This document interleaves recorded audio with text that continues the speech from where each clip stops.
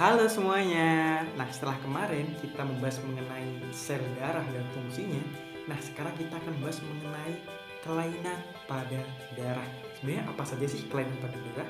Yuk kita simak penjelasan berikut ini. Nah, kita lanjut ke yang pertama. Jadi, kelainan pada darah yang pertama ini adalah anemia. Tentunya kalian tidak asing kan dengan kata anemia. Nah, jadi apa sih menyebabkan anemia atau apa sih sebenarnya penyakit anemia ini? Nah, jadi anemia adalah keadaan berkurangnya jumlah eritrosit atau hemoglobin atau protein pembawa oksigen atau O2 dari nilai normal pada darah. Nah, kenapa? Nah, ini berkaitan dengan fungsi dari eritrosit atau hemoglobin itu sendiri. Nah, sehingga ini akan menyebabkan kadar oksigen dalam sel-sel tubuh juga akan berkurang dan tentunya ini akan mempengaruhi proses metabolisme dalam tubuh.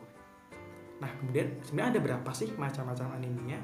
Nah, jadi anemia berdasarkan jenisnya ini dibagi menjadi 7. Jadi yaitu anemia akibat kekurangan zat besi, kemudian anemia akibat kehamilan, kemudian anemia akibat pendarahan, akibat aplastik, kemudian akibat hidrolitik, hemolistik, kemudian akibat penyakit kronis dan anemia sel sabit. Bisa dilihat pada gambar. Oke. Nah, sebenarnya kemudian secara gambaran morfologi anemia ini diklasifikasikan menjadi 3. Yang pertama ada anemia normositik, nomokrom, kemudian anemia makrositik hiperkrom, dan anemia mikrositik hipokrom. Nah, sebenarnya ini ada kaitannya. Sebenarnya apa sih faktor-faktor yang menyebabkan sehingga bisa terjadi anemia? Jadi yang pertama, anemia kekurangan zat besi. Nah, jadi ini jelas ya, zat besi ini merupakan bahan utama penyusun hemoglobin, pembuatan hemoglobin.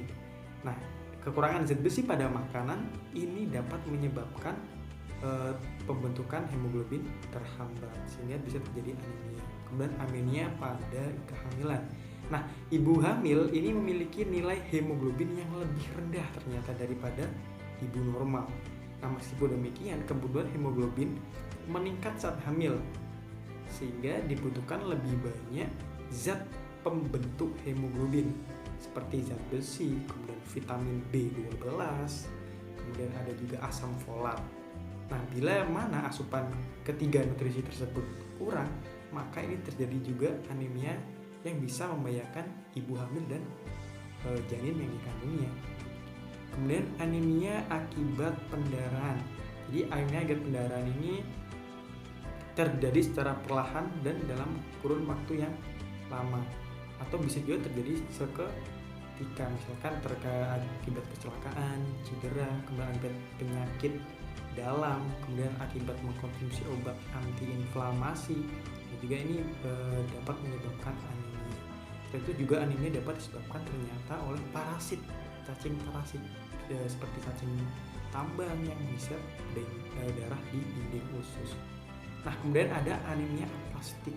Jadi anemia aplastik ini terjadi karena kerusakan pada sumsum tulang tubuh yang tidak mampu menghasilkan sel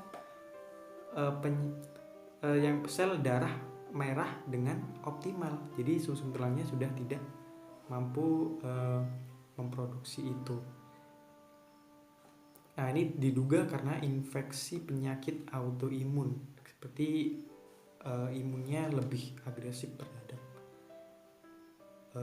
sekitarnya gitu, lebih banyak sehingga berbahaya juga. Nah, kemudian anemia hemolitik. Jadi anemia hemolitik terjadi ketika penghancuran sel darah merah lebih cepat daripada pembentukannya. Jadi ini akan mempengaruhi kadar eritrosit dalam tubuh manusia tersebut. Bisa juga karena bakteri, kemudian karena virus, kemudian karena autoimun tadi, kemudian efek samping obat-obatan seperti paracetamol, penisilin, dan anti-malaria. Kemudian anemia akibat penyakit kronis. Nah, ini bisa jadi seperti HIV/AIDS, kemudian kanker, kemudian penyakit ginjal gitu. Nah, kemudian ada anemia sel sabit. Nah, anemia sel sabit ini disebabkan oleh mutasi atau perubahan genetik. Jadi ini bersifat genetik atau keturunan. Nah, sehingga hemoglobinnya dia berbentuk sabit, bukan bentuk cakram bikonkav. Nah, kemudian berdasarkan gambaran morfologi, ini anemia ada yang normositik nomokrom. Ini artinya ini disebabkan karena adanya perdarahan akrut atau hemolisis dan penyakit-penyakit infiltratif metastatik pada sumsum tulang. Ini juga akan berpengaruh terhadap jumlah menurunnya eritrosit. Kemudian anemia makrositik akibat ukuran eritrosit yang terlalu besar, sehingga sebenarnya hiperkromia karena konsentrasi megaloblastik, karena konsentrasi hemoglobinnya melebihi normal ya, karena itu. Nah, kemudian ada anemia mikrositik hipokrom. Jadi anemia dengan ukuran eritrosit kurang dari normal, sehingga ini akan mengandung konsentrasi eritrosit yang lebih sedikit hemoglobinnya. Jadi yang menyebabkan anemia mikrositik hipokrom ini karena berkurangnya zat besi atau anemia defisiensi zat besi, kemudian berkurangnya sintesis globin seperti penyakit thalassemia dan hemoglobinopati, kemudian berkurangnya sintesis heme atau anemia sideroblastik. Nah, setelah mengetahui jenis-jenis dari anemia dan bagaimana terjadinya, nah sekarang kita akan membahas mengenai bagaimana cara mencegah anemia. Jadi anemia ini bisa dicegah yang pertama dengan mengkonsumsi makanan atau suplemen yang mengandung zat besi. Nah, kenapa? Zat besi ini diperlukan dalam pembentukan hemoglobin, dan hemoglobin terdapat pada eritrosit. Nah, kemudian selanjutnya ini kita harus mengkonsumsi makanan yang banyak mengandung vitamin C.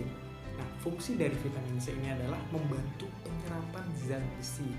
Nah, itu dari vitamin C, dan kemudian dapat mengkonsumsi suplemen penambah darah. Jadi jika diperlukan, jika sudah mulai anemia, nah ini bisa menggunakan atau mengkonsumsi suplemen penambah darah. Nah, selanjutnya kita akan membahas mengenai bagaimana cara mengobati anemia. Nah, kalau tadi kita mencegah, sekarang mengobati. Jadi yang pertama, ketika terkena anemia akibat defisiensi zat besi, maka dianjurkan untuk mengkonsumsi atau memakan makanan dan suplemen yang mengandung zat besi. Nah, kemudian pada anemia aplastik. Nah, ini transfusi darah untuk meningkatkan jumlah sel darah merah atau transplantasi atau cangkok sumsum tulang. Ini perlu cara mengobatinya. Nah, kemudian ketika mengalami anemia sel sabit, bisa dilihat pada slide. Nah, jadi suplemen zat besi dan asam folat, kemudian mencangkok dengan cangkok sumsum tulang, kemudian pemberian kemoterapi seperti hidroksiurea. Nah, kemudian anemia hemolitik. Nah, anemia hemolitik dapat diobati dengan menghentikan konsumsi obat akibat yang memicu anemia hemolitik seperti imunosupresan dan obat pengangkatan limpa. Nah, kemudian anemia pada masa kehamilan. Jadi pada masa kehamilan ini, jika terkena anemia, ini dapat diobati dengan pemberian suplemen zat besi, kemudian vitamin B12 dan asam folat yang dosisnya sudah ditentukan oleh dokter. Nah, sekarang kita akan membahas mengenai leukemia. Silahkan lihat di slide. Nah, jadi apa sih sebenarnya leukemia itu? Nah, leukemia ini dikenal dengan kanker darah.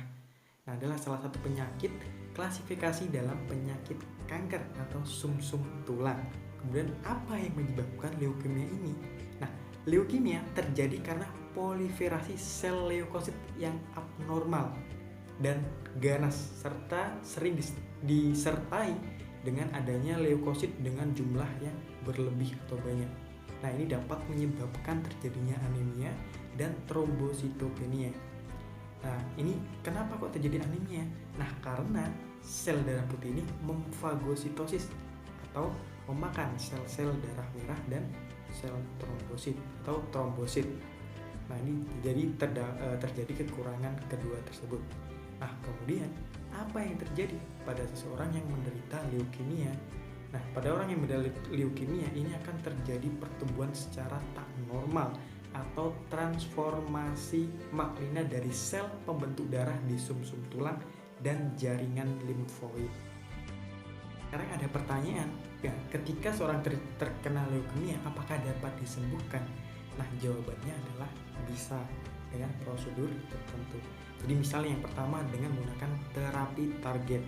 Nah, penggunaan obat-obatan untuk menghambat produksi protein yang digunakan oleh sel kanker untuk berkembang. Contoh jenis obat yang dapat digunakan adalah penghambat protein kinase seperti imatinib. Nah, ini obatnya. Nah, kemudian menggunakan kemoterapi. Nah, metode pengobatan dengan menggunakan obat-obatan untuk membunuh sel kanker. Kemudian ada menggunakan radioterapi. Nah, metode pengobatan untuk menghancurkan dan menghentikan pertumbuhan sel kanker dengan menggunakan sinar radiasi berkekuatan tinggi. Nah, kemudian menggunakan imunoterapi atau pemberian obat-obatan untuk meningkatkan sistem kekebalan tubuh dan membantu tubuh untuk melawan sel kanker. Jenis obat yang digunakan misalnya interferon. Nah, selanjutnya kita akan membahas mengenai thalassemia. Anda pernah dengar kan apa sih thalassemia itu?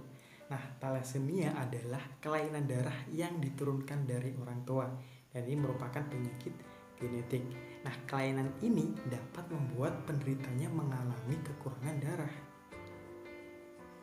Nah, sebenarnya apa sih gejala dari thalassemia? Yang memiliki wajah yang cenderung pucat karena anemia. Kemudian memiliki perut buncit karena menderita hepatomegali. Nah, kemudian ada juga kulit kehitaman akibat dari peningkatan produksi Fe dan gagal jantung yang disebabkan penumpukan Fe di jantung, Fe atau besi. Nah, kemudian deformitas tulang muka, kemudian retraksi pertumbuhan dan penuaan dini. Ini yang terjadi akibat thalassemia. Nah, sekarang kita akan membahas mengenai apakah thalassemia ini dapat disembuhkan atau dapat diatasi atau bagaimana cara mengatasinya. Nah, pengobatan dari thalassemia ini bergantung pada tingkat keparahan dari gangguan tersebut.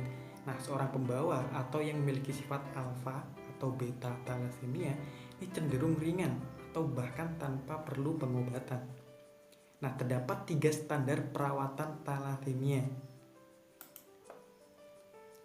Nah, jadi yang pertama dapat dengan menggunakan terapi besi atau chelation. Nah, metode pengobatan ini dilakukan untuk meningkatkan kadar zat besi dalam darah. Nah, kemudian yang kedua menggunakan transfusi darah. Ini untuk menjaga agar penderita tidak mengalami kekurangan darah. Kemudian transplantasi sumsum tulang.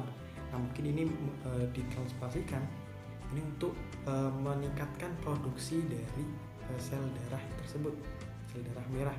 Nah, kemudian mengkonsumsi suplemen asam folat untuk thalassemia yang ringan.